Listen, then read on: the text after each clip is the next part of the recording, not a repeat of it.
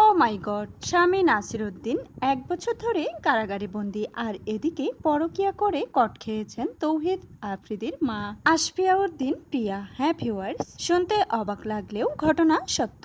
যাই হোক, চলুন ঘটনার বিস্তারিত জেনে আসি। মানুষের টাকা থাকলে কি না করতে চায় নাসিরউদ্দিন সাথী তৌহিদ আফ্রিদি এবং তার মা অসৎভাবে টাকার পাহাড় বানিয়েছিল পাপের প্রায়শ্চিত্তে। যখন তার স্বামী এবং সন্তান কারাগারে, তখন পরকীয়া স্বামীর সঙ্গে রাজধানীর গুলশানের বাসায় এখন দিন পার করছেন আফ্রিদির মা। সে কিছুটা সময় কাটাচ্ছেন, মানসিক রিফ্রেশমেন্ট নিচ্ছেন। আর এগুলো বিষয় কিন্তু অস্বাভাবিক কিছু নয়। টাকা থাকলে সুগার মাম্মিদের জন্য এগুলো খুবই মামুলি বিষয়। তৌহিদ আফ্রিদির মা এখন সবার সুগার মাম্মি। জানা যায়, যখন নাসিরউদ্দিন সাথী এবং তার সন্তান তৌহিদ আফ্রিদি গ্রেপ্তার হলেন, তখন খুবই একা হয়ে পড়েছিলেন আফ্রিদির মা।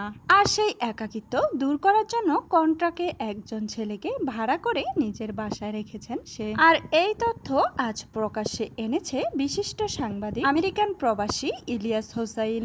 অনেকেই মনে করছেন এটা এআই দিয়ে ছবি বানিয়ে মানুষকে বিভ্রান্ত করার চেষ্টা করছেন। আবার অনেকেই বলছেন না না, তৌহিদ আফ্রিদির পরিবার যতই সুন্দর কথা বলুক না কেন, চরিত্রের দিক থেকে টাকাওয়ালা মানুষরা এমনটা করবে এটাই স্বাভাবিক। তো ভিউয়ার্স, আপনাদের কাছে কি মনে হয়? টাকা আছে বলেই তৌহিদ আফ্রিদির মা নাসিরউদ্দিনকে কাছে না পেয়ে এরকম ঘটনা ঘটিয়েছে? অবশ্যই মতামত কমেন্টে জানাতে ভুলবেন না।